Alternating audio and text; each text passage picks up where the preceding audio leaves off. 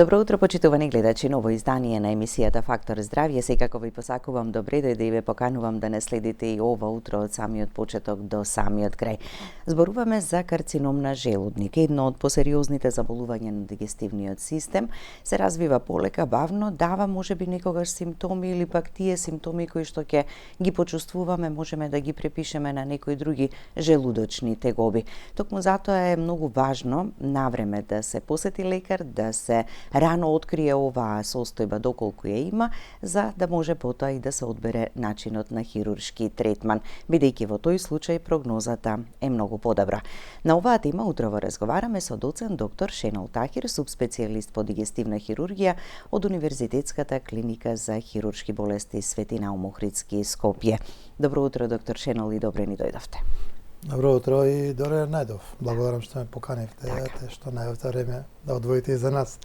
Така, секако да. Да.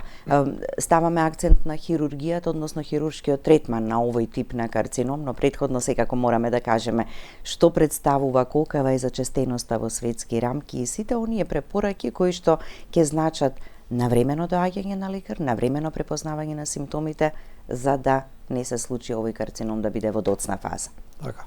Убаво, спомнавме дека се работи за сериозна болест која што е многу битно да се открие во нејната рана фаза, бидејќи за жал се уште во земјите со среден развој во кој што и ние влегуваме, се уште касниме во раното откривање на овој карцином, кој што во светски рамки пред се во високо развиени земји и источните земји, процентот на рано откривање е доста повисок процентуално и успешноста во лекувањето е негде на 90% доколку се работи за рано откривање.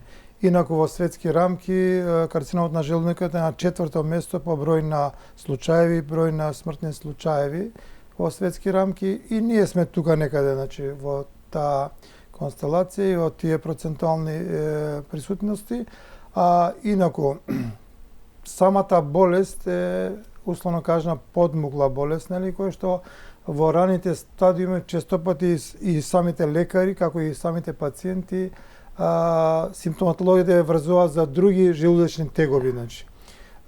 Тие опште тегоби може да бидат една општа малаксаност, губиток на апетит, да речеме, болки во епигастриум, тоа е, значи, просторот над папокот, или евентуално болки кои што се јавуваат после јадење и најчесто овие тегоби ги врзуваме дека се работи за обичен гастрит, условно кажано, или тегоби од страна на желудникот, но честопати позади овие тегоби се крие една сериозна болест, односно карцином на желудникот. Веќе во понапредниот период на појавата на болеста може да се јави изразена малаксаност, честопати прв симптом или прв знак кој што ќе го најдат матичните лекари е присутна анемија кај пациентот или појава на црна столица кај пациентот после одење по голема нужда.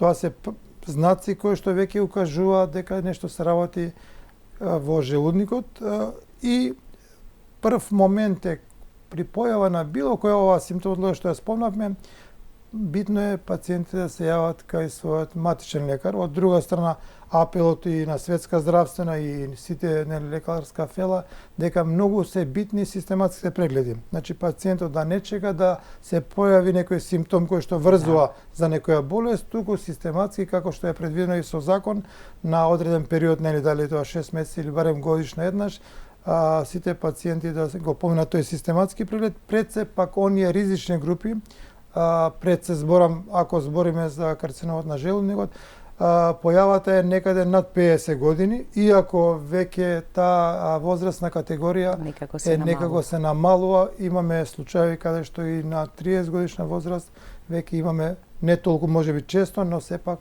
процентално во мал број на случаи имаме појава и на рана возраст, појава на карцином на желудникот. Така, веројатно и заради многобројните ризик фактори кои што ќе ги споменеме малку подоцна, односно веднаш по првиот блок реклами, ќе погледнеме реклами па продолжуваме со разговорот. Останете со нас до самиот крај, повелете, ве покануваме да се вклучите во емисијата со ваши прашања.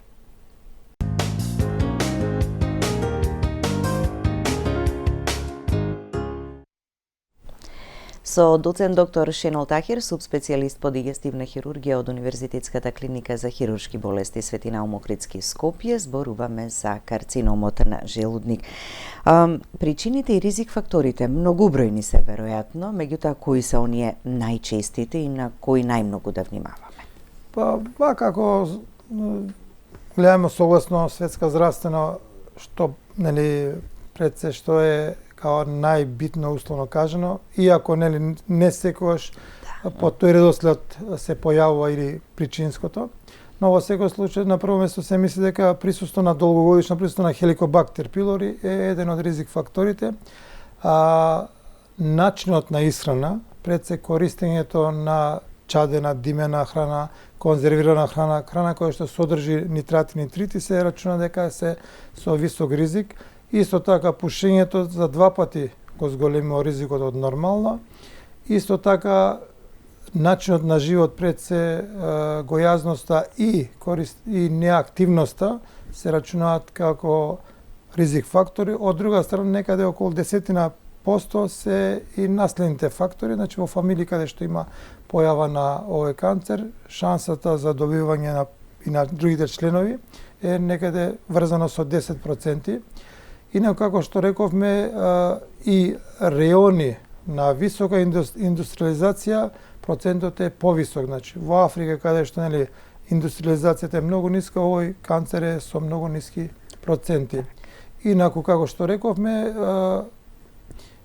имањето на Helicobacter, бидејќи е еден од ризик факторите. Честа ли е присутна кај популацијата и се лекува ли навреме? Доста во пораз, бидејќи динамично време на живење, стресно време на живење и самото присуство, а од друга страна мора да кажеме дека и во последните декади многу почесто и повеќе го испитуваме. Инаку во последните претходни декади помалку на тоа се обраќало внимание и било потешко да се испитува.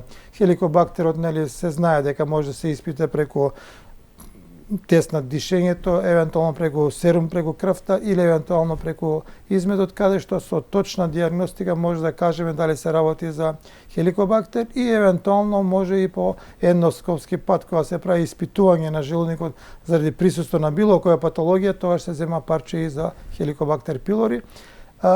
Helicobacter pylori присуството би требало да се лекува. Таа се лекува со веќе позната тројна терапија и евентуалното излекување ги намалува ризик факторите за појава на самиот канцер на желудникот. А доколку се занемарува или не се лекува соодветно, така тогаш го зголемува ризикот кај некого, нели да се поприлично појави. Е зголем ризик факторот кај оние што повеќе од 15 до 20 години имаат присуство на Helicobacter pylori во самиот желудник. Од друга страна рековме дека зошто пред малку спомнаме дека источните земји многу порано го откриваат, бидејќи се земји каде што многу се користат конзервирани, пред се рибни продукти, чадени, месни продукти многу повеќе се користат. Инциденцата на појава на канцер на желудникот е многу висока во источните земји, пред се Кина и Јапонија. Кај нив ендоскопијата пак е доста развиена технолошки и они рутински веќе на 30 години кај секој пациент еднаш годишно кај сомнителните групи почесто пати се прават ендоскопски прегледи каде што во рана фаза го откриваат самиот канцер на желудникот, тоа пак дава многу подобри резултати во самото лекување.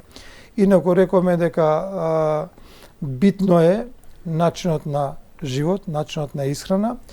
Од една страна, бидејќи физичките активности, како што влијаат на целиот организам, исто така го намалува процентот на можна појава и на овој канцер. Така, ги споменавте кога зборуваме за исхраната. Не значи комплетно да ја исклучиме, така? Секогаш дека, значи, ниедна храна само да биде во умерени количини, така да не биде доминантна. Не е да се јаде, да речеме, онаа храна што е као ризик фактор, но тоа значи дека количински сувомеснатите производи, така, ако постојано ги конзервираната храна, ако е постојана во користен, секој дека ризикот тоа жастен, но повременото било што да се јаде повремено не е во штета. Така, тие нитрати и нитрити природно ги има во почвата и во водата, ама кога се користат за во сувомесните производи. Во конзервираната индустрија, значи. Тоа се состојки кои што се користат или се продукти на храна која што стои во конзервирана форма и затоа во тие продукти се тие малку во поголема концентрација и нивната поголема концентрација користена во подолги години, шансата за појава кај нив е малку повеќе во проценти. Така.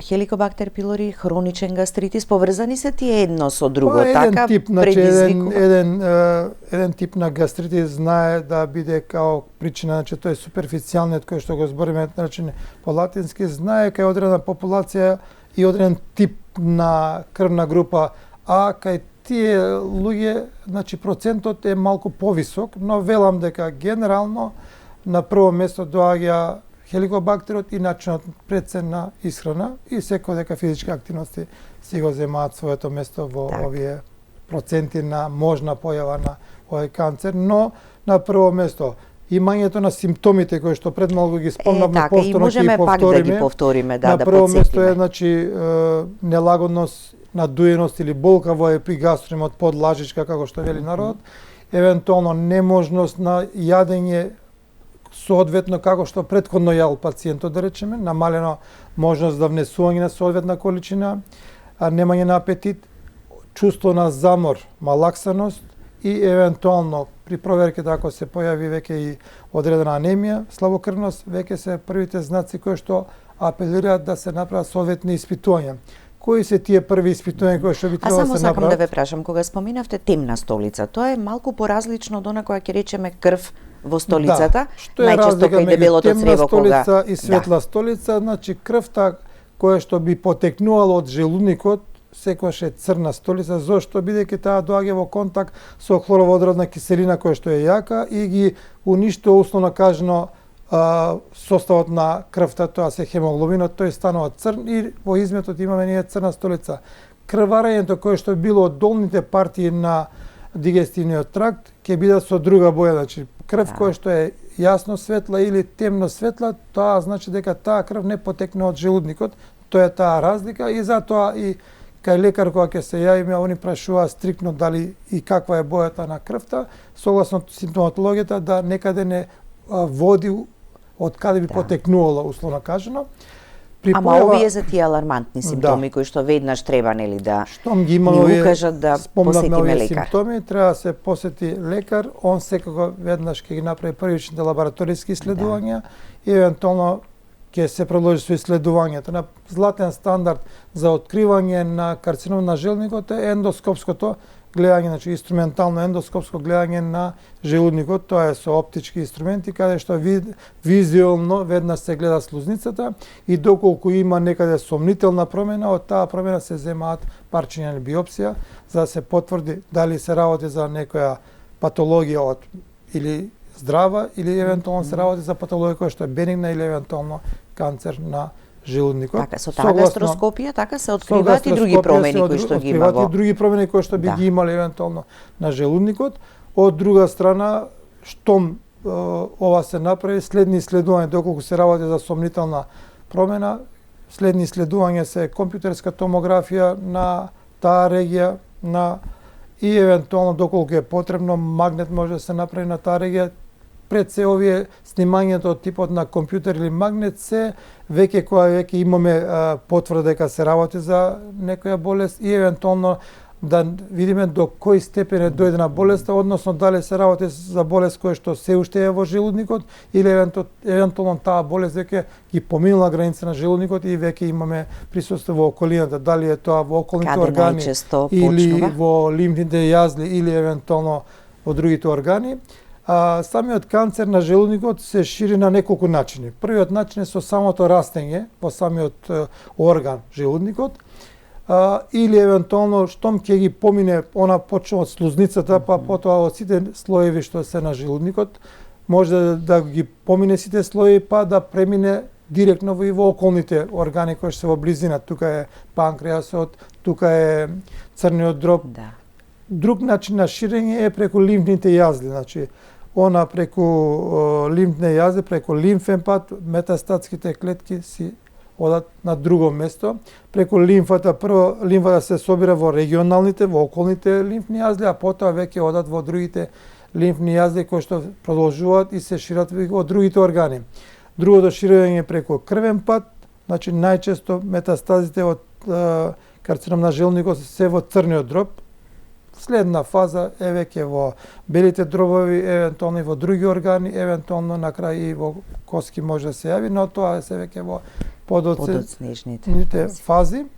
А трет или односно четврт начин на ширење и преку нервните, значи самите нерви по невролошки пат може да се шири самиот, односно метастазира, како што е правилото.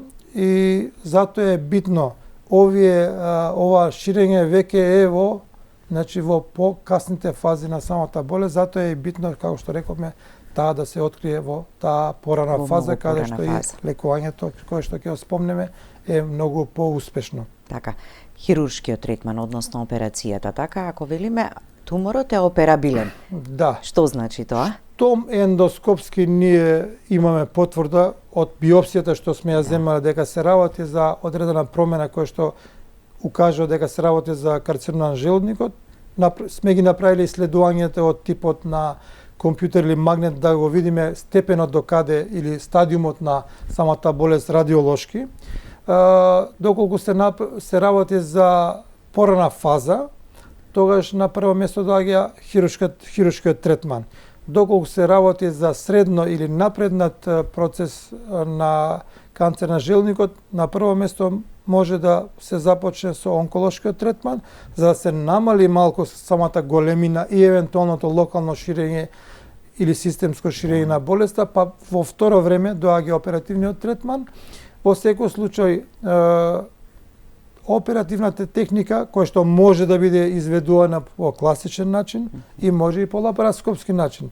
Пред се лапароскопскиот начин кога може лапароскопски? Во предност во раните фази. Да. Доколку се работи за болест која што е во средна или напредната фаза, во тие случаи лапароскопското оперирање би одземало многу време и затоа се преферира повторно класичниот начин на операција, отворениот тип на операција.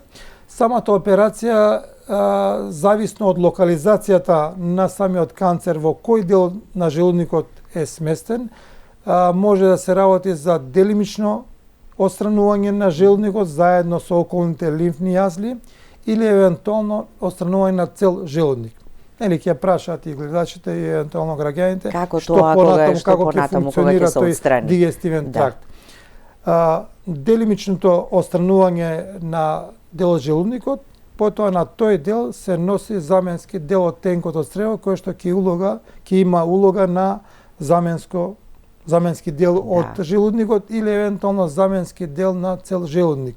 Значи, ако го отстраниме цел желудник, тогаш еден дел од тенкот од црево ние го носиме и правиме спој меѓу хранопроводот, езофагусот, со тенкот црево и другиот дел од тенкот од црево повторно го поврзуваме за да може соковите од 12-палечно црево и соковите од панкреас и од црниот дроб да може да продолжат во тенкот од црево. Тоа се, за нас условно кажано за хирурзите сериозни, но сепак рутински оперативни техники кои што се применуваат во свет, во секој поглед, во рана фаза оперирано пациент со канцер на желудникот, неговото заздравување е побрзо. Тоа заздравување трае од 7 до 14 дена евентуално. Доколку се работи за понапреднат процес, некош знае да во некаде во 10 до 15, некош од 5 до 10% на случаи имаме каде што веќе болеста ги поминале фазите на можно оперирање, велиме дека се работи за иноперабилен, неоперабилен случај. Во тој случај, тој пациент директно оди евентуално на онколошка терапија, каде што се дава терапија за да самата големина на туморот се намали. Во второ време повторно правиме евалуација дали може да оперираме или евентуално доколку и тогаш не можеме, останува тој да прими терапија за одржување, односно колку што може ние болеста да ја одложиме и колку што може подолго пациентот да биде во живот, колку што може да се продолжи неговиот живот согласно таа тешка болест. Да. И затоа повторно апелот и за самиот пациент, ако го откриеме во рана фаза и лекувањето и од наша страна и од негова страна за здравувањето ќе бидат полесни и можеби ќе биде во групата на тие пациенти во свет кои што се негде 40 до 50% кои што целосно може да го поминеме, односно да се заздравиме од оваа сериозна канцер болест. Така, и кога делумно ќе се устрани или целосно кога ќе се устрани, се прави таа, како што рековте, како реконструкција, нели?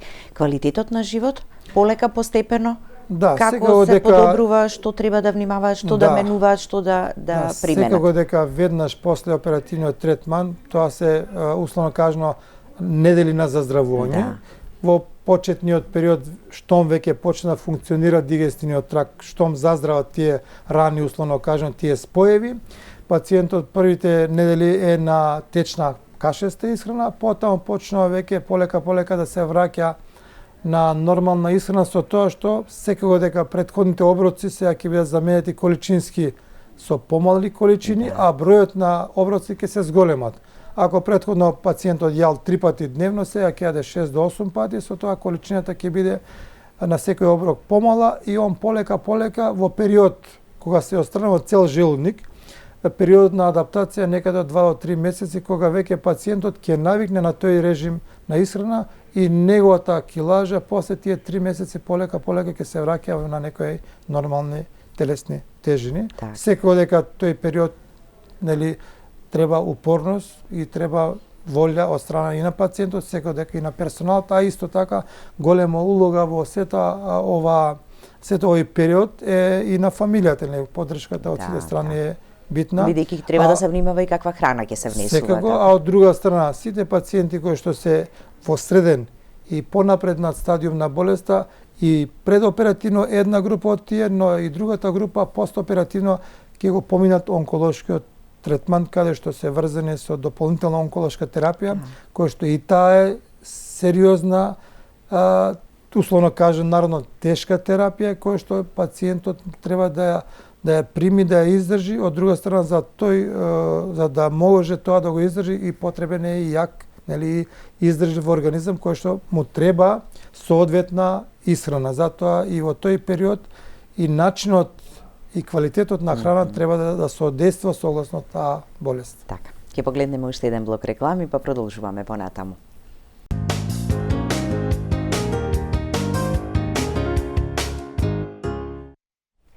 Продолжуваме со разговорот во студиото. Доктор Шинел, кога велиме како да го намалиме ризикот од карциномот на желудник? Па да, што е она што треба да се преземе во префред? И светска здравствена и ние кои лекари и системот би требало малку повеќе на тоа, нели, да алудира, дека ние повеќе треба да се бориме да го намалиме, односно да превенираме него да лекуваме, бидејќи подобро 10 мина да спасиме него еден да оперираме. Што правиме или што би требало малку повеќе да правиме? Секој дека системот од своја страна ризичните категории треба повеќе да ги исследува, значи.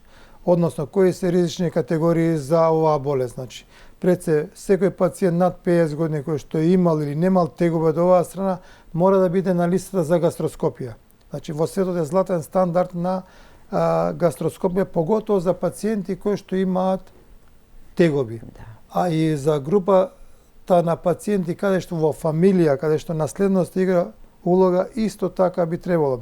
Ризичните групи од типот на пушачи, од типот на лица кои што имаат несоодветна исхрана, типот на лица кои што имаат слаба физичка активност, треба да се во групата каде што системот треба да ги забрза тие гастроскопии. Секој мора да кажам дека последните 5 години можеби во Македонија таа бројка на гастроскопија е во добар пораст. Таа треба да уште повеќе да порасне. Секој дека во изминатиот период можеби имаме помалку гастроскопи, помалку специјалисти за гастроскопија, таа бројка во ден е подобра, но диагностичките процедури веќе се многу нели подостапни и подобри. Имаме софистицирана апаратура, веќе се доближуваме, да речеме, до запад, но таа бројка уште треба да расте. Од друга страна, треба апел да почнеме уште од градинка. Значи, правилната исхрана е многу битна. Наставничките уште во градинка треба да не учат на правилна исхрана, да храната ја жвакаме долго, да не брзаме со јадење брзо, пошто знаете сега динамично време сите ние некако не пазиме на тоа. А сето тоа полека влие на желудникот, си остава траги. Своји траги. Како што спомнаме, да се посвети внимание интернистичкиот група, да посветиме повеќе внимание на ерадикацијата, да се намали присуството на хеликобактер пилори. почесто да се прават кај матичните лекари испитувања за хеликобактер, пред се штом пациентите се над 35 години, обавезно би требало барем еднаш кај тие пациенти каде што се јавуваат за тегови од страна на желудникот или тегови кои што би воделе во правец дека се работи нешто со промена желудечната нормална функција, да еднаш барем во таа група на пациенти се направи испитување за хеликобактер. Доколку се најде присуство, да се соодветно лекува и да се направат соодветни контроли. И лекувањето до крај да биде, крај така, да па иде, повторно значи, да се провери, да се испита да. дали се излечила. Збориме за региони во државата каде што присуство на канцер на желудникот е процентуално малку повисок, тие региони да не се остават на случајно. За жал, се уште имаме таква, да речеме, таква појава каде што се појавуваат во одреден регион неколку случаеви, за жал системот затајува. Чекаме само да речеме една страна, само лекарот кој што работи во тој регион не може да биде одговорен за целата постапка на системот. Доколку тука е работа ако се забележи Завод така за дека кај статистика да повеќе ги води тие, Заводот за онкологија да ги собере тие податоци, да види од кои региони доаѓаат, кој тип на болести и евентуално и таму малку повеќе на превенцијата да се поработи.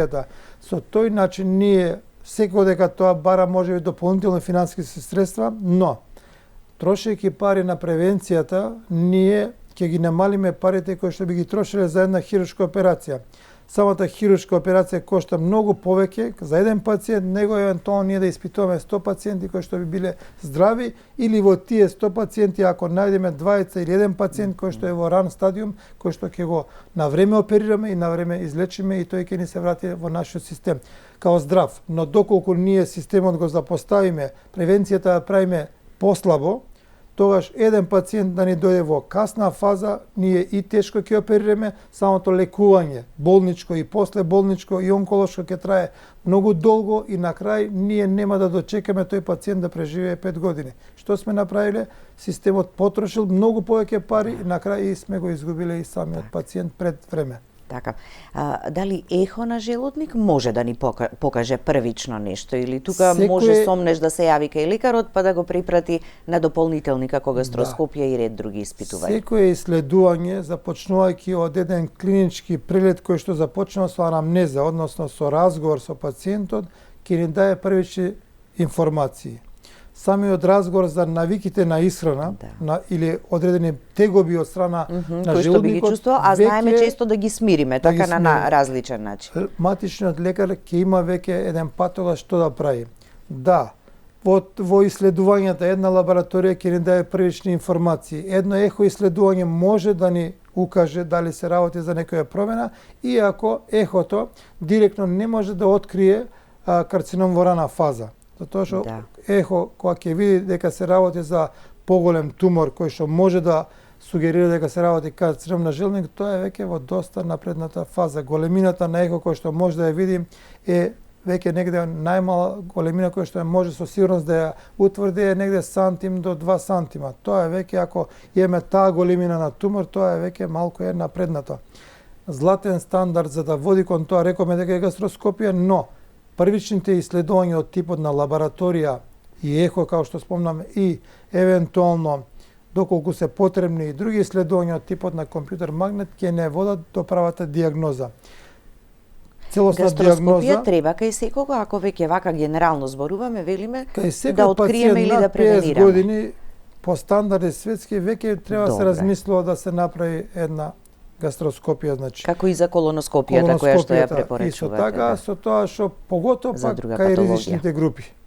Ризични групи само по својата професија или самиот пациент или евентуално доколку се работи за фамилии или региони каде што таа болест е во повисок процент веќе била појавена. Кај фамилии каде што веќе во прва или втора генерација, каде што имало еднаш присуство на канцер на желудникот, би требало кај тие лица веќе до 40 години една гастроскопија да имаат сите членови на фамилијата. Така да.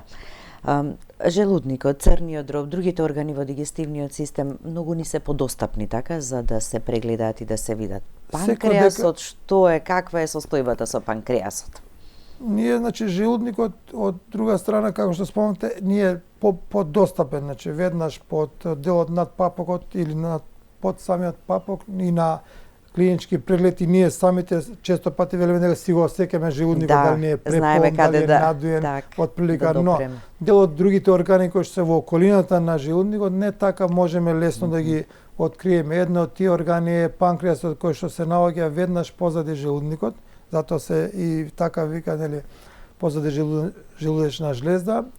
Кај неа веќе има малку потешка симптоматологија. Пред се симптомите доаѓаат во показна фаза доколку се работи за карцином на панкреас, да речеме, бидејќи теговите се болки или малаксаност кои што ирадираат кон грбот, болки во кичмениот стол, кои што често пати ако се работи за повозрасна популација, мислиме дека се работи за болки од кичма врзано со реума, со дегенеративни ги очекуваме во тој период од животот, очекувани ни се. А самото понатамошно иследување ќе ни укаже дека се работи за канцер на панкреас, кој што пак за разлика од канцерот на желудник се открива во многу покасна фаза. Бидејќи додека е во рана фаза и ако се работи за големина на канцер на панкреас кој што е 2 до 3 сантима и не ги директно зафаќа жолчните патишта, нема да дае симптоматологија. А оној момент кога ќе се јават симптомите од типот на болки, како што ги спомнаме, тогаш најчесто се работи веќе за доста напредната болест и самото лекување е помалку успешно. Так, и е доста агресивен како карцином. Да речеме, споредба помеѓу карциномот на желудник и на панкреас, кои се разликите. Карциномот на желудник полесно го откриваме и шанса да го откриеме во порана фаза е многу повисока процентуално. Некаде над 60 до 70% од случаите ние имаме шанса во пораните фази да ги откриеме. Кај панкреасот само 5 до 10% од случаите ние ги откриваме во средна фаза, не ни рана фаза, и само во 20% од случаите ние можеме да го оперираме.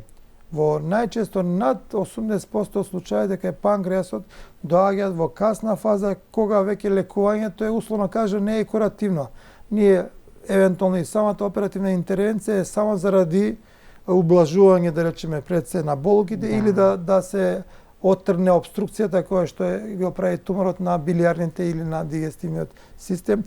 Затоа, велам, брзо, агресивно се развива откако веќе ќе покаже симптоми. Самиот карцином на панкреас е многу поагресивен. Он е, со тоа што во светски рамки, он е, иако е на 6-то место по број на случаи, а по смртност, по временска смртност е на прво место. Се уште е бројката на појавување на канцер на желудникот е во многу поголем процент, но преживувањето е поголемо. Кај панкреасот процентот на појава е многу помал, но од друга страна преживувањето е многу помалку. Значи, 5 годишно преживување некаде околу 10%, додека кај желудникот над 90% веќе имаме над 5 годишно преживување кај пациенти, бидејќи по стандардите на Светска здравствена организација, кај пациенти со канцер, доколку се случи над 5 годишно преживување, ние велиме дека пациентот сме го излечиле. Така да. Во тој контекст, затоа велам, тегобите од таа регија, значи желудечно-панкреатична регија, треба да се сватат сериозно, пред се тргајќи од возрастната категорија на пациентите, матичните лекари и самите пациенти навреме да се јават, навреме да ги направат соодветни иследувања како би дошле до правилна, навремена и рана дијагноза која што гарантира малку подобар и соодветни шанси за излекување на тој пациент со таа болест. Така, ако работиме малку повеќе на тоа, веројатно да се надеваме дека би се намалили бројот, ако навреме реагираме и влијаеме на ризик факторите, не секој со хеликобактер пилори и со хроничен гастритис ќе развие карцинома, но секогаш мора да се има во предвид дека го зголемува ризикот и може да доведе до тоа. Сите заедно, значи дел самите пациенти малку повеќе, нели, внимание на своето здравје да се посветат, бидејќи здравјето не почнува од моментот кога ќе се разболиме. Здравјето започнува од најмалите, нели, од кога почнуваме да одиме. Грижата за здравјето да биде цел живот. Значи, грижата треба да биде и во начинот на исхраната, во начинот на животот, во начинот на живењето. Самата правилна исхрана, само правилните физички активности, самиот правилен начин на сон влијаат на ние као организам дадеме помалку шанси на нели од нормални клетки наши да станат канцерски клетки. Да. И самото динамично време, стресот е еден од факторите кои што ги зголемива можностите појава на канцер во организмот. И при стресни ситуации знаеме често да речеме ме боли желудникот, ама да не оставаме на имам проблеми, случајност, имам болки, така најдобро е да си се направи еден преглед. Да. Ви благодарам за гостувањето. Вас ви благодарам на поканата. Благодарности до вас, почитувани гледачи, за вниманието со кое не следевте. Останете и понатаму со програмата на ТВ24. Имајте убав и пријатен ден.